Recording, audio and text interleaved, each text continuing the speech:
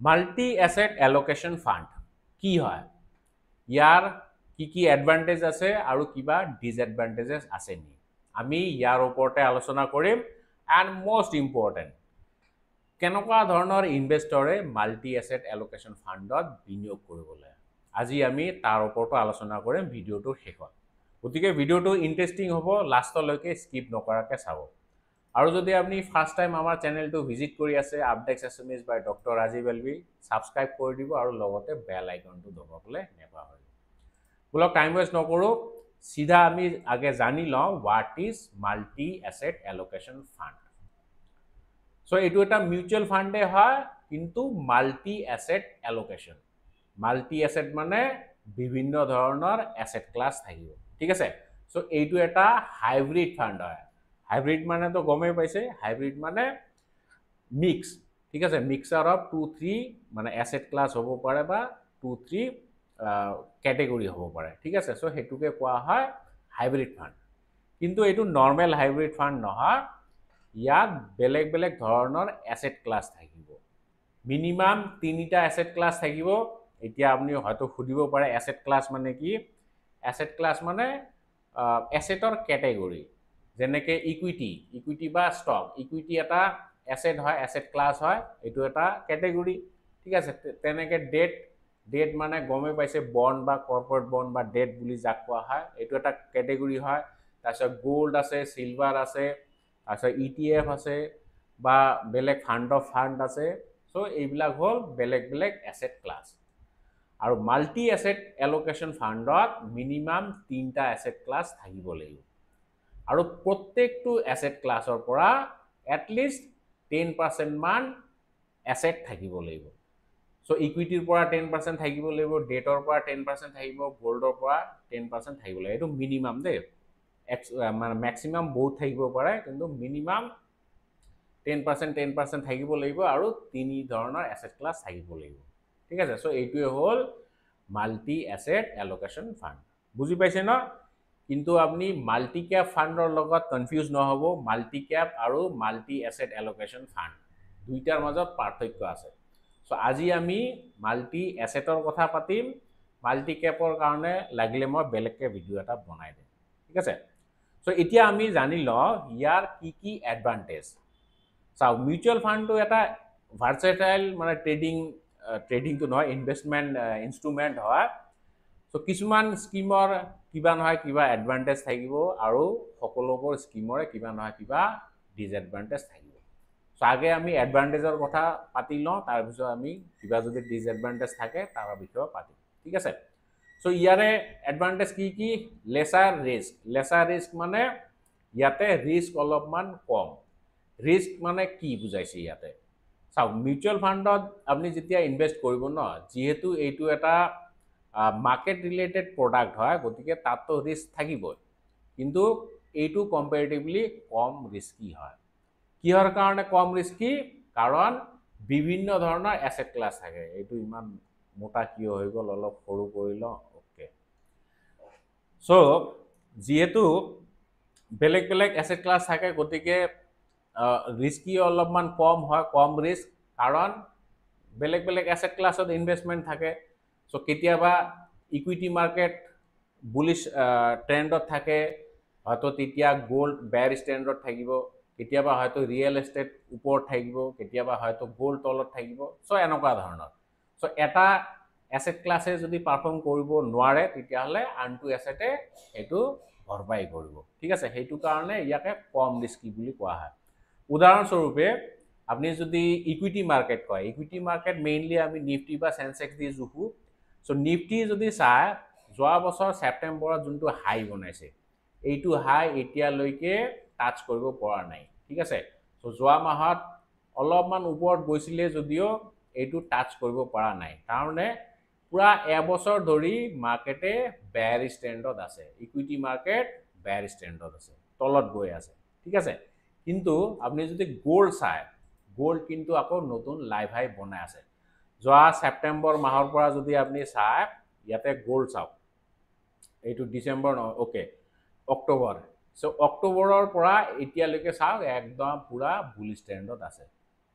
So যিহেতু multi asset cap multi ক্যাপটো নহয় multi asset ফান্ডবিলাক গোল্ডতো বিনিয়োগ কৰে গতিকে ইকুইটি মাৰ্কেট যদিও পাৰফৰ্ম কৰা নাই সো গোল্ডে আপোনাৰ সেইখিনি বস্তু ভৰপাই কৰি দিব বা ৰিটাৰ্ণখিনি মেক আপ কৰিব ঠিক আছে সো সেইটো কাৰণে মাল্টি এসেট এলোকেশন ফান্ডবিলাক অলপমান কম ৰিস্কি হয় ঠিক আছে আৰু দ্বিতীয়তে কি কৈছে lower allocation to stock means return can fall আচ্ছা এইটো ডিসএডভান্টেজ বুলি আপুনি ক'ব পাৰে যেহেতু ষ্টকত অলপমান এলোকেশন কম থাকিব গতিকে জেনাৰেলি কি হয় ইকুইটি সবতছে মানে লং টাৰ্মত বেছি ৰিটাৰ্ণ দিয়া এটা এসেট ক্লাছ হয় ঠিক আছে কিন্তু ইয়াতে যেহেতু বেলেগ বেলেগ এসেট ক্লাছত থাকিব গতিকে ওভাৰঅল ৰিটাৰ্ণটো হয়তো লং টাৰ্মত কমি যাব পাৰে suitable for investment horizon for at least 3 years so আপোনাৰ যদি ইনভেষ্টমেণ্ট হৰাইজন 3 বছৰ থাকে বা 3 বছৰ হয় তেতিয়াহে আপুনি এনেকুৱা ধৰণৰ ফাণ্ডত বিনিয়োগ কৰিব লাগে এবছৰ 1.5 বছৰৰ কাৰণে এইবিলাক কেতিয়াও বিনিয়োগ নকৰিব মই উদাহৰণস্বৰূপে এটা স্কিম উলিয়াই লওঁ ধৰি লওক বন্ধন মাল্টি এসেট এলোকেশন ফাণ্ড এইটো মই উলিয়াই লওঁ ইয়াৰে কি এসেট ক্লাছ আছে মই গোটেইখিনি কথা আলোচনা কৰিম আৰু কেনেকুৱা ধৰণৰ ইনভেষ্টৰে এইবিলাক ফাণ্ডত বিনিয়োগ কৰিব লাগে মই এইটো জাষ্ট এক্সাম্পল হিচাপে লৈছো দেই এইটো আপুনি আকৌ ৰিকমেণ্ডেশ্যন হিচাপে নাভাবিব বন্ধন মাল্টি এসেট এলোকেশন ফাণ্ড ঠিক আছে ইয়াতে আপুনি ডিটেইলছখিনি চাব পাৰিব ইয়াতে 1 ইয়াৰ ৰিটাৰ্ণ দেখাইছে ক্যাটেগৰি এভাৰেজতকৈ ভাল ৰিটাৰ্ণ দিছে ওকে এইখিনি ফাণ্ডৰ ওভাৰভিউ যেনেকৈ এক্সপেন্স ৰেচিঅ' কিমান এক্সিট লোড কিবা আছে নে টোটেল ফাণ্ডৰ সাইজ কিমান সব বস্তু ইয়াতে দিয়া আছে সো আমি মেইনলি কি চাম ওকে ইকুইটি চাম এসেট এলোকেশনটো আপুনি চাই লওক এসেট এলোকেশনৰ ইকুইটি আছে 60.64% ঠিক আছে মানে ইমানখিনি পইচা আপুনি যদি 100 টকা লগায় তাৰে 60 rupees 64 পইচা ষ্টকত লগাব ঠিক আছে আৰু ডেটত লগাব 7.25% মানে এইটো ফিক্সড ৰিটাৰ্ণ দিয়া কিছুমান ইনভেষ্টমেণ্ট প্ৰডাক্ট হয় তাৰপিছত আদাৰ্ছৰ ভিতৰত হয়তো গোল্ড আছে সিলভাৰ আছে ইত্যাদি ইত্যাদি ৰিয়েল এষ্টেটত থাকিব পাৰে সো ইয়াতে 32%ৰ আদাৰ এসেট ক্লাছ আছে ঠিক আছে আকৌ ইকুইটিৰ ভিতৰতো চাওক লাৰ্জ ক্যাপ আছে মিড ক্যাপ আছে স্মল ক্যাপ আৰু আদাৰ ক্যাপ আছে সো লাৰ্জ ক্যাপ সবতছে বেছি আছে তাৰপিছত মিড ক্যাপ আছে তাৰপিছত স্মল ক্যাপ আছে আৰু ইয়াৰ বিষয়ে যদি আৰু বিশেষ মানে ডিটেইলছ জানিব বিচাৰে ইকুইটিৰ ভিতৰত আৰু কি ষ্টক আছে বা কি সেক্টৰ আছে হেবিলাকো দিয়া আছে সো এইখিনিটো আমি গমে পালো আচ্ছা মই বন্ধনটো কিহৰ কাৰণে লৈছো হেতু এবাৰ মই কৈ দিও কাৰণ এইটো যোৱা বছৰ 2024 ত হেৰি হৈছিলে মানে লঞ্চ হৈছিলে আৰু লঞ্চিং ফাংচনত মই গৈছিলো মই যেহেতু এজন মিউচুৱেল ফাণ্ড ডিস্ট্ৰিবিউটৰ হয় মই 2018 ৰ পৰা আছো এইটো বিজনেছত গতিকে আমাক মাতে এনেকুৱা ধৰণৰ কিবা প্ৰগ্ৰাম হলে সো মই গৈছিলো তাতে সেই কাৰণে এইটো ফাণ্ড মই লৈছো জাষ্ট এক্সাম্পল হিচাপে দে এইটো ৰিকমেণ্ডেশ্যন নহয় আপুনি যদি ইনভেষ্ট কৰিব বিচাৰে তেতিয়াহলে ভালদৰে এনালাইসিস কৰিহে ইনভেষ্ট কৰিব ঠিক আছে সো ডিটেইল পোৰ্টফলিও এবাৰ চাই লওঁ আদাৰ্স কি প্ৰডাক্ট আছে হেবিলাক চাই লওঁ হয়তো গোল্ড থাকিব পাৰে সিলভাৰ থাকিব পাৰে হেবিলাক চাওক ইকুইটি তো গম পালো ডেট গম পালো ওকে ডেটত কি আছে প্ৰডাক্ট হেবিলাক চাই লওক ক্যাশ মাৰ্জিন ইমান আছে মিউচুৱেল ফাণ্ড আচ্ছা মিউচুৱেল ফাণ্ডতো বিনিয়োগ কৰে ফৰেন মিউচুৱেল ফাণ্ডো আছে 9%ৰ আৰু জিঅআই সিকিউৰিটিজ মানে গভৰ্নমেন্ট অফ ইন্ডিয়া সিকিউৰিটিজ এইবিলাক সভৰেন বন্ড হ'ব এইবিলাক মানে সবতছে সিকিউৰ মানে ইনভেষ্টমেণ্ট প্ৰডাক্ট হয় ঠিক আছে আৰু আদাৰ্ছৰ ভিতৰত ইয়াতে চাওক আইসিআৰ MSCI ACWI ETF এইটো এটা ETF হয় এইটো মানে কি ACWI মানে all country world index so MSCI Morgan Stanley capital index নে কিবা আছিল ফুল ফৰ্মটো পাহৰিলো মানে মুঠতে তেওঁলোকে এটা ইন্ডেক্স বনাইছে all country world index so তাত কেইটামান ষ্টক থাকিব কেইটামান মানে বহুত কান্ট্ৰিৰ ষ্টক থাকিব যেনেকৈ আমাৰ ইণ্ডিয়াৰ পৰা থাকিব ইউএছৰ থাকিব চাইনাৰ থাকিব জাপানৰ থাকিব সো সকলোবোৰ কান্ট্ৰি মানে ডেভেলপ কান্ট্ৰি আৰু এমাৰ্জিং কান্ট্ৰিৰ পৰা কিছুমান ষ্টক ল'ব ভাল ভাল কোৱালিটি ষ্টক লৈ পেলাই এটা ইন্ডেক্স বনাইছে আৰু সেই ইন্ডেক্সটোৰে ETF এটা আছে তাত তেওঁলোকে 9.4%ৰ ইনভেষ্টমেণ্ট কৰিছে ঠিক আছে ICICI Pru gold exchange traded fund এইটো চাওক গোল্ড এক্সচেঞ্জ ট্ৰেডেড ফাণ্ড হয় মানে এইটো ইনডাইৰেক্টলি গোল্ডতে বিনিয়োগ কৰে।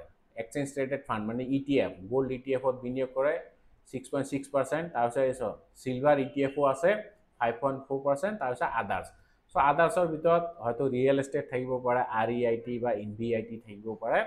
চ' মুঠতে এইবিলাক হৈছে তেওঁলোকৰ আদাৰ কেটেগৰীত থকা এছেটবিলাক, ঠিক আছে। চ' ইয়াতে গোল্ড আছে, চিলভাৰ আছে, ৱৰ্ল্ড ইণ্ডেক্সৰ বা আপুনি ৱৰ্ল্ড মাৰ্কেটৰো এক্সপ'জাৰ পাই আছে। চ' গতিকে চববিলাক বস্তু মানে কি ক'ম, ক'বলৈ গ'লে এইখন এখন থালি, অসমীয়া থালি, তাতে 10-15টামান আইটেম আপোনাক দি দিছে, দালি, চব্জি, খাৰ, পিটিকা, চাটনি, আচাৰ চব দি দিছে আৰু খাই লওক।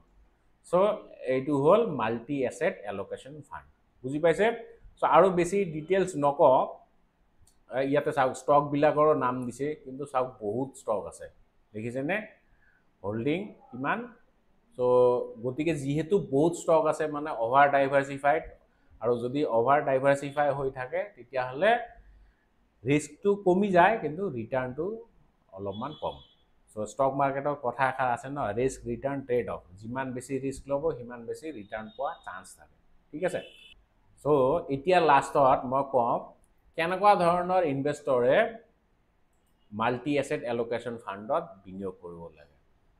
ইয়াতো অলৰেডি আপোনালোকে গমেই পাইছে, মিনিমাম 3 বছৰ ইনভেষ্টমেণ্ট হৰাইজন হ'ব লাগিব, তেতিয়াহে মাল্টি এছেট এল'কেশ্যন ফাণ্ডত বিনিয়োগ কৰিব লাগিব।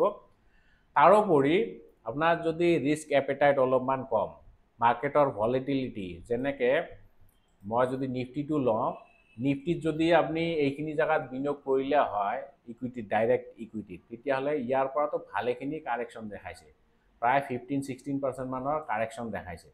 চ' ইমানখিনি কাৰেকশ্যন দেখালেতো আপোনাৰ অবভিয়াছলি অলপ হ'লেও কলিজাটো কঁপিব ন। চ' যদি এনেকুৱা ধৰণৰ ভয় আছে যে মোৰ পইচা মই 1 লাখ টকা লগাইছোঁ এতিয়া 85,000 হৈ গৈছে, চ' যদি তেনেকুৱা ধৰণৰ ভয় খায় তেতিয়াহ'লে এইবিলাক ফাণ্ডত বিনিয়োগ নকৰিব, মানে এইবিলাক মানে ইকুইটি ফাণ্ডত বিনিয়োগ নকৰিব, বাট মাল্টি এছেটত বিনিয়োগ কৰিব পাৰে। কি বোলে মই আকৌ মাজে মাজে হিন্দীও কৈ দিওঁ। চ' ইয়াতে যিহেতু গ'ল্ড আছে আৰু আদাৰ এছেট ক্লাছো আছে, যেনেকৈ MSCI ACWI ইণ্ডেক্সতো বিনিয়োগ কৰা আছে এইটো ETFত। চ' US মাৰ্কেটটো এতিয়া বুলিছ হৈ আছে, গতিকে তাত পজিটিভ ৰিটাৰ্ণ পাব।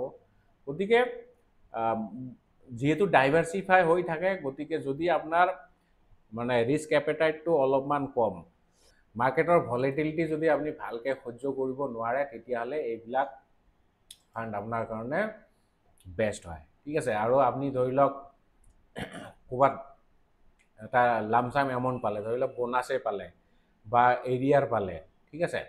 তো সেইখিনি পইচা আপুনি 3-4 বছৰৰ কাৰণে, 3-4 বছৰ মই মিনিমাম কৈছোঁ, আপুনি ক'ৰবাত থ'ব বিচাৰিছে, তেতিয়াহ'লে এনেকুৱা ধৰণৰ ফাণ্ডত থ'ব পাৰে যে মই এইখিনি পইচা 3 বছৰ বা 4 বছৰৰ পিছত এইখিনি পইচাৰে মই গাড়ী কিনিম, তেতিয়াহ'লে এনেকুৱা ফাণ্ডত থ'ব পাৰে। চ' মুঠতে আপোনাৰ ফাইনেন্সিয়েল গ'ল বা ফাইনেন্সিয়েল অবজেক্টিভ হিচাপে আপুনি ফাণ্ড চুজ কৰিব লাগিব। আচ্ছা, বাই দ্য ৱে, আমাৰ ইউটিউব চেনেলত বহুত আমাৰ ছাবস্ক্ৰাইবাৰে মোক সুধি থাকে যে ছাৰ বেষ্ট ফাণ্ড এটা কৈ দিয়ক, মই তাতে বিনিয়োগ কৰিব বিচাৰিছোঁ। চাওক, মিউচুৱেল ফাণ্ডত যেতিয়া বিনিয়োগ কৰিব ন, এনেকুৱা ধৰণৰ বেষ্ট ফাণ্ড চেষ্ট ফাণ্ড একো নহয়। সদায় আপোনাৰ ইনভেষ্টমেণ্ট হৰাইজন চাই পেলাই, ইনভেষ্টমেণ্ট গ'ল চাই পেলাই, ৰিস্ক এপেটাইট চাই পেলাইহে বিনিয়োগ কৰিব লাগে। চ' যদি আপুনি এনে বেষ্ট ফাণ্ড, যেনেকৈ আপুনি যিকোনো কেটেগৰী চাই লওক, তাতে টপ পাৰফৰ্মিং ফাণ্ডত বিনিয়োগ কৰে, লাষ্টত গৈ পেলাই লেনেকা দেনা পৰ যাতা হয়। যেনেকৈ কোৱান স্মল কেপ ফাণ্ড বহুত দিনৰ পৰা বিৰাট ধুনীয়া পাৰফৰ্ম কৰি আছিল, কিন্তু যেতিয়া এই নিফটিয়ে হাই বনাইছে, হাইৰ পৰা কাৰেকশ্যন দেখাইছে, তেতিয়াৰ পৰা চবতছে লিষ্ট মানে কম ৰিটাৰ্ণ দিয়া ফাণ্ড হৈ আছে। গতিকে কেতিয়াও পাছ ৰিটাৰ্ণ চাই পেলাই বিনিয়োগ নকৰিব, আৰু বিনিয়োগ কৰোঁতে সদায় আপোনাৰ ফাইনেন্সিয়েল গ'লটো আপুনি মাইণ্ডত ৰাখিব। আৰু মইতো এজন মিউচুৱেল ফাণ্ড ডিষ্ট্ৰিবিউটৰ হয়, যদি আপুনি মোৰ আণ্ডাৰত বিনিয়োগ কৰিব বিচাৰিছে তেতিয়াহ'লে মই হোৱাটছএপ নাম্বাৰটো দি দিম, আমাৰ ডেছক্ৰিপশ্যনত দি দিম। চ' তাতে খালি হোৱাটছএপ কৰিব দেই, ফোন নকৰিব, হোৱাটছএপ কৰিব, তেতিয়াহে মই আপোনাক গাইড কৰিব পাৰিম। আপোনাৰ ৰিস্ক এপেটাইট বা আপোনাৰ ফাইনেন্সিয়েল গ'ল চাই পেলাই কেনেকুৱা ধৰণৰ ফাণ্ডত বিনিয়োগ কৰিব লাগে মই গাইড কৰিব পাৰিম। কিন্তু আপোনাৰ আপোনাৰ পৰা মই ডাইৰেক্ট তেনেকৈ পইচা নলওঁ সেইটো ছাৰ্ভিচৰ এগেইনষ্টত, কিন্তু AMC বিলাকে আমাক কিবা এটা কমিশ্যন দিয়ে। চ' ফ্ৰীতেতো একো কাম নহয়নে? চ' গতিকে সেইটোৱে আমাৰ ৰজি ৰুটি, যি কমিশ্যন আহে অলপ কমিশ্যন আহে, সেইটো পইচাৰে আমি আমাৰ ৰজি ৰুটি আৰু, বুজি পাইছে না? চ' যিয়ে নহওক এইটোৱে হ'ল মাল্টি এছেট এল'কেশ্যন ফাণ্ড। আশা কৰিছোঁ বুজি পাইছে, কেনেকুৱা পাইছে ভিডিঅ'টো কমেণ্ট কৰি পেলাই জনাব। আৰু শেষলৈকে ভিডিঅ' চোৱাৰ বাবে অশেষ ধন্যবাদ। জয় আই অসম।